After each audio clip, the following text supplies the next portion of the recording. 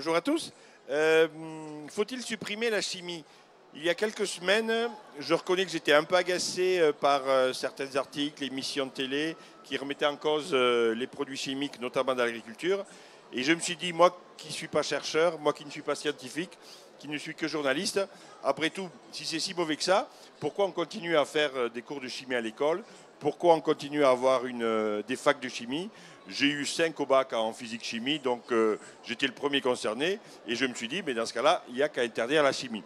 Apparemment, c'est plus compliqué que ça. Et c'est pour ça que nous avons eu l'idée de monter ce débat. Et pour en parler, j'accueille Franck Garnier. Vous êtes président de Bayer France et vice-président de l'UIPP. Bonjour. Bonjour. Et j'accueille Antoine Meyer. Alors, vous êtes président de votre entreprise qui s'appelle Sumi Agro et président de IBMA France. Pardon, vous allez nous expliquer ce que c'est. Bonjour. Bonjour. Alors, IBMA, qu'est-ce que c'est? IBMA, ce sont les sociétés, l'association des entreprises des produits de biocontrôle. Donc, le biocontrôle, en deux mots? Le biocontrôle, c'est tout ce qui s'inspire des mécanismes naturels en vue de la protection intégrée pour les agriculteurs. Franck Garnier, Bayer France, une entreprise filiale d'une entreprise internationale, et l'UIPP, l'Union des industries de la protection des plantes. De la protection des plantes, oui, effectivement. Alors la protection des plantes, c'est tout ce qui concerne la protection des cultures au sens large. Alors là-dedans, il y a de la chimie, mais il n'y a pas que de la chimie, puisqu'on oublie et on oppose souvent chimie et nature. Les substances naturelles, c'est la chimie fabriquée par la nature, et nous sommes également, nos entreprises sont également très investies dans tout ce qui est nature, mais aussi comment mieux utiliser la chimie avec des outils d'aide à la décision notamment. Et c'est pour ça que nous sommes là cet après-midi. Exactement. Alors, à tous les deux, déjà, dans un premier temps, pouvez-vous me donner une définition de la chimie à moi qui n'y connais rien? Alors, la chimie, on peut dire qu'elle a été inventée par Lavoisier, c'était dans le milieu du XVIIIe siècle. Ouais. Et la chimie, mais en fait, c'est la vie. Hein. Et je tiens à rappeler qu'avec de l'oxygène, de l'hydrogène, du carbone et de l'azote, 4 atomes, on fait les 4 bases qui constituent notre ADN. Et donc, les 4 atomes, 4 bases, et c'est toute la symphonie de la vie qu'on a vu se développer depuis des milliards d'années. Donc la chimie, c'est vraiment à l'origine de la vie. Et nous, on ne l'a pas inventé. Voilà. On a simplement découvert comment était faite et comment s'était développée la vie grâce à la chimie. Antoine Meyer, vous confirmez, la chimie, ce n'est pas un truc inventé au XXe siècle, c'est un truc qui date de l'origine de la Terre. Alors j'aime beaucoup l'expression qui a été utilisée récemment. Je dirais effectivement, on a besoin de notes de musique. Et ce que j'aimerais élargir, c'est au-delà des notes de musique, on a besoin de composer effectivement une symphonie. Et une symphonie, il faut un orchestre. Et c'est là où va interagir les mécanismes naturels du biocontrôle. C'est à travers cet orchestre symphonique qu'on va réussir, pour le biocontrôle, à mettre en œuvre ça. Donc pour moi, il y a les notes de musique, c'est bien de les connaître. Mais au-delà des notes de musique, il y a la biologie, il y a la biochimie et d'autres sciences qu'on doit mettre en œuvre dans le cadre des interactions et des mécanismes naturels dans la protection intégrée des cultures. Franck Garnier, la chimie, il intervient en agriculture, mais pas que. Et votre groupe est bien placé pour le savoir. Oui, la raison d'être de l'entreprise Bayer dont je m'occupe, c'est la santé et l'agriculture. Et notre objectif, c'est réellement de contribuer à des défis mondiaux qui sont d'une part l'augmentation de la population, l'augmentation de l'espérance de vie à laquelle la chimie a largement contribué, et puis en agriculture, c'est répondre aux défis alimentaires mondiaux, mais aussi répondre aux défis environnementaux, aux défis sociétals. Et la chimie, ça nous occupe depuis le début.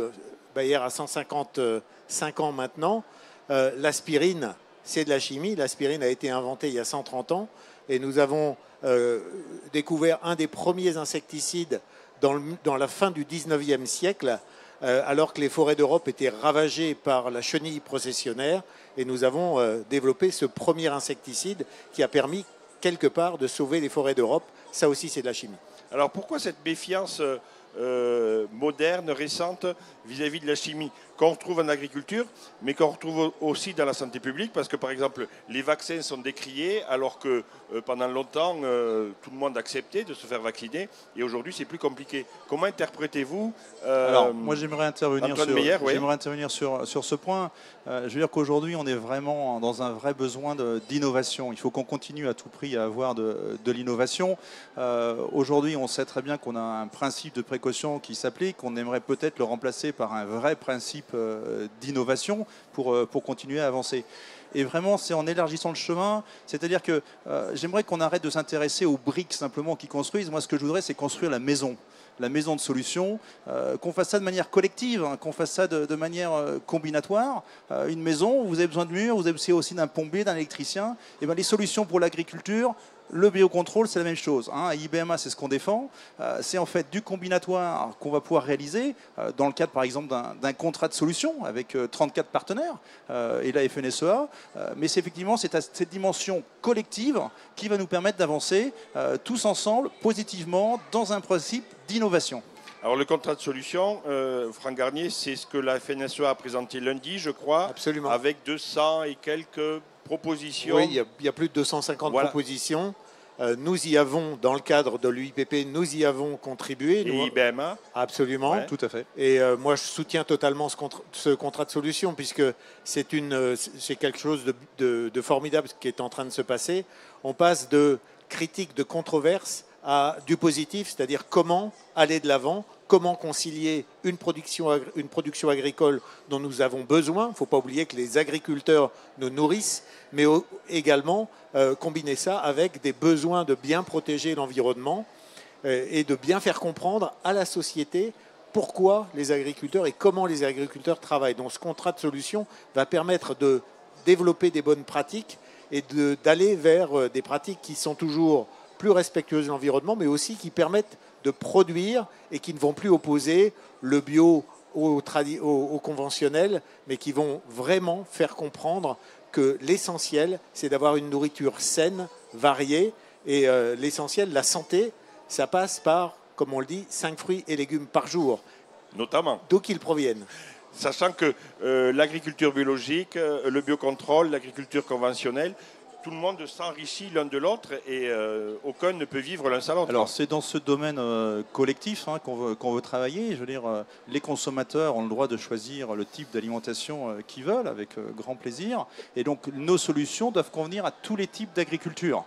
Et dans ce cas de tous les types d'agriculture, on sait que nous avons besoin aujourd'hui, le biocontrôle ne représente que 5% de la protection des plantes.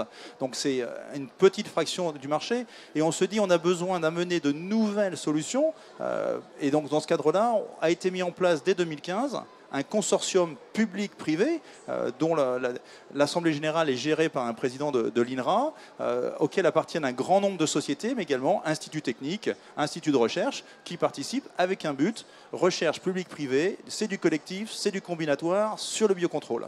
Alors j'aimerais revenir sur une chose qui m'interpelle, qui est paradoxale, c'est l'attitude des pouvoirs publics qui à la fois crient volontiers haro sur les produits phytosanitaires, mais qui en même temps, comme on l'a dit tout à l'heure, continue de développer des filières d'excellence. D'ailleurs, je me suis amusé, j'ai compté 1, 2, 3, 4, 5, 6, 7, 8 prix Nobel de chimie, dont le dernier en 2016 quand même en France. Donc ça veut dire qu'on a une filière d'excellence, qu'on continue à la développer, mais dans le même temps, les mêmes pouvoirs publics qui financent ces filières disent il faut arrêter. Et je dirais même, alors c'est vrai que vous avez cité le dernier prix Nobel qui est Jean-Pierre Sauvage, voilà. Université de chimie de Strasbourg. Dans le même temps, nous avons, il faut le souligner, les produits phytosanitaires dont ont besoin les agriculteurs. Et même si on développe le biocontrôle, même si on développe l'agriculture de précision, on va pouvoir réduire l'utilisation de produits phytosanitaires, mais les produits phytosanitaires vont être indispensables à la production agricole, ne serait-ce que pour la qualité des productions et aussi sa compétitivité. Et il ne faut pas oublier que ces produits phytosanitaires sont encadrés par une agence, l'ANSES, oui, agence française, par l'agence européenne, qui sont les plus strictes au monde. Donc quand on parle d'évaluation et d'utilisation, il ne faut pas oublier que ces produits font l'objet d'autorisations de mise sur le marché après des évaluations qui sont très sévères, très longues, et nous pouvons nous en féliciter, les plus strictes au monde. Donc ils garantissent la sécurité d'utilisation et quelque part la qualité sanitaire des aliments qui sont produits grâce à ces produits. Et Antoine Lumière, malgré tous ces contrôles, un produit qui a toutes les autorisations peut être retiré du marché. C'est ce qu'on est en train de vivre ou qu'on va vivre avec le glyphosate par exemple. Il y a un paradoxe. L'agence dit OK, on peut y aller, et les pouvoirs publics nationaux, en l'occurrence la France, dit ben non, nous on arrête.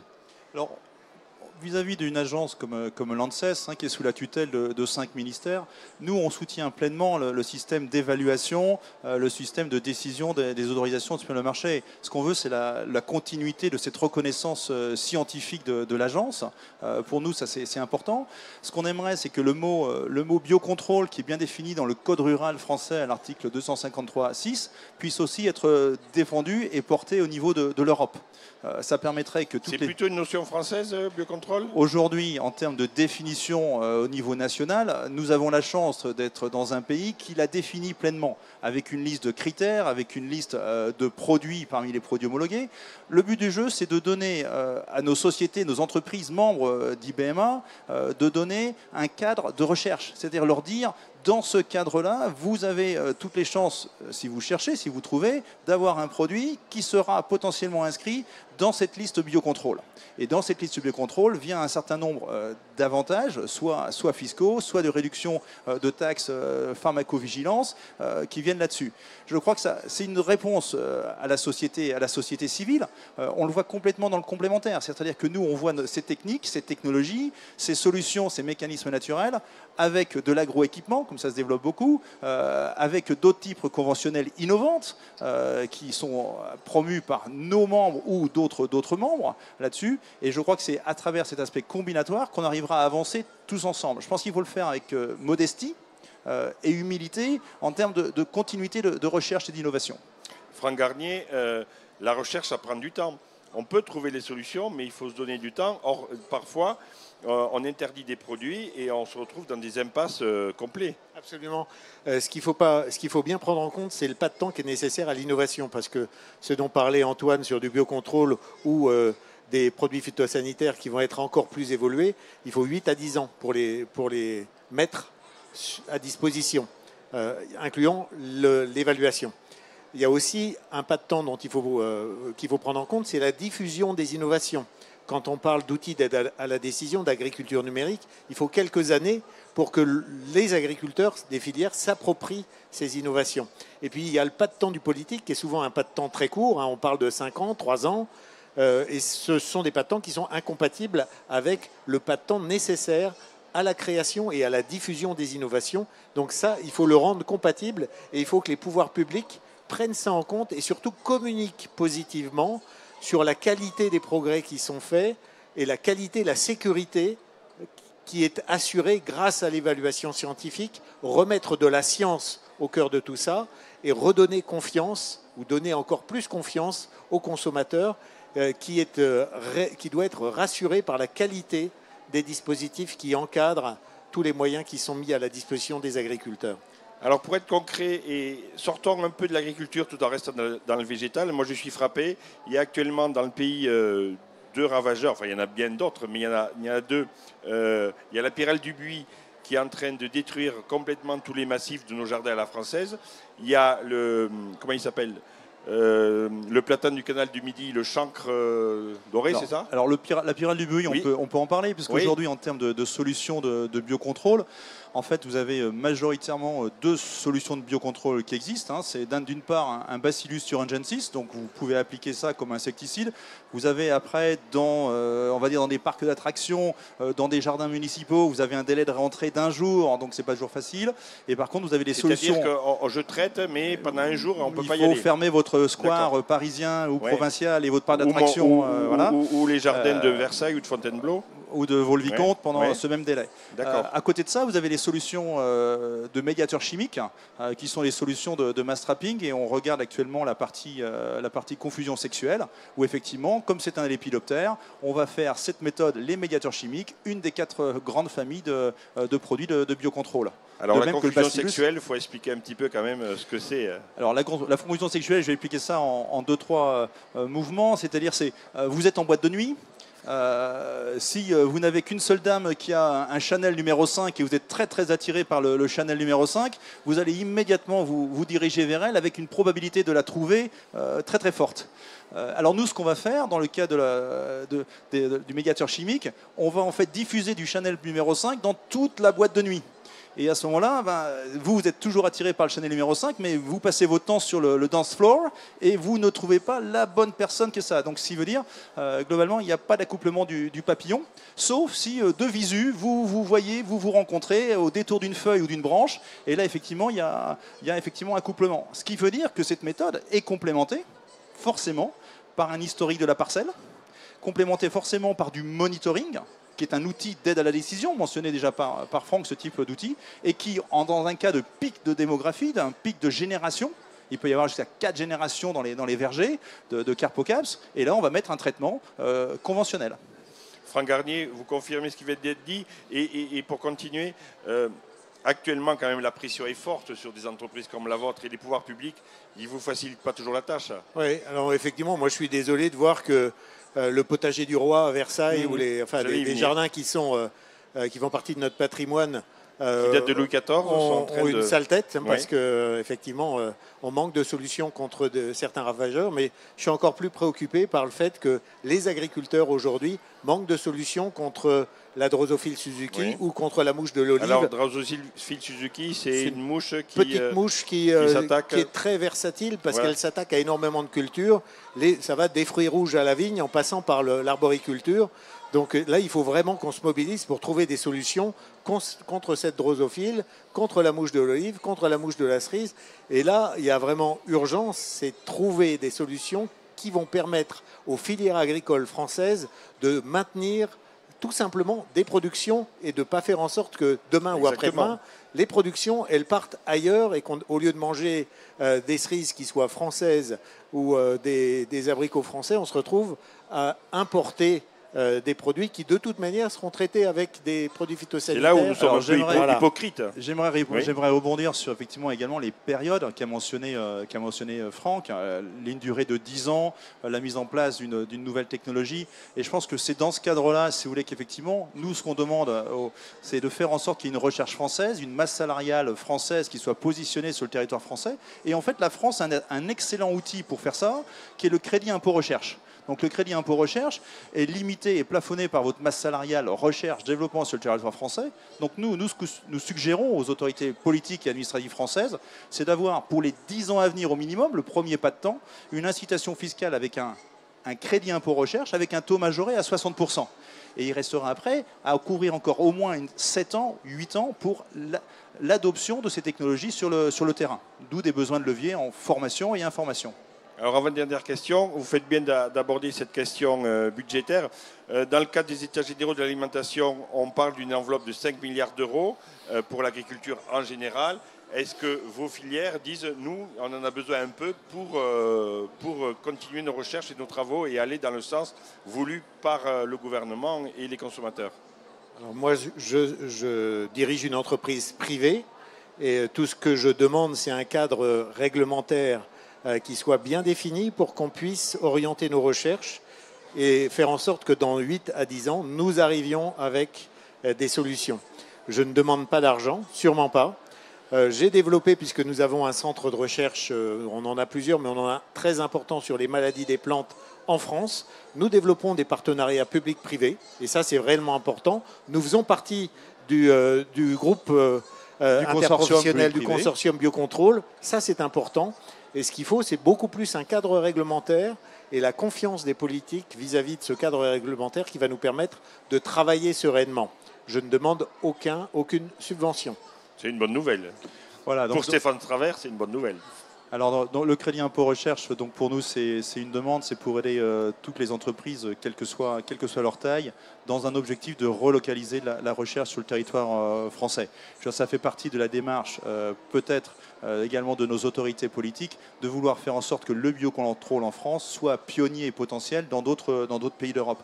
Moi, ce que j'aimerais dire, c'est que, au-delà de la question que vous avez posée au départ, l'IMEAMA, nous, on est vraiment en faveur de réconcilier l'intelligence de l'homme et l'intelligence de la nature. Cette formule n'est pas de moi, cette formule est de Nicolas Hulot, au dernier COS Ecofito.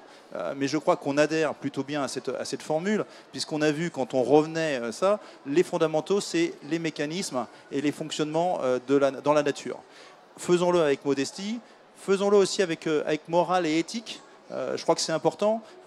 Notre industrie a des très forts standards et de morale et d'éthique et de transparence. Je crois qu'on a un exemple aussi à ma droite, de très bons exemples de transparence là-dessus. Et donc, comment on peut aller encore plus loin? Et j'aimerais parfois que les écoles de journalisme accueillent aussi cette morale et cette éthique de la même manière. Eh bien, ce plateau a pour partenaire l'École supérieure de journalisme, donc on va faire passer le message. Merci à tous les deux. En préparant ce débat, j'avais repéré que nous avions 2 chimistes au Panthéon, Marcellin Berthelot et Marie Curie. Je me disais, il faut les faire sortir du Panthéon. Eh bien non, laissons-les reposer en paix. Merci. Merci. Merci à vous.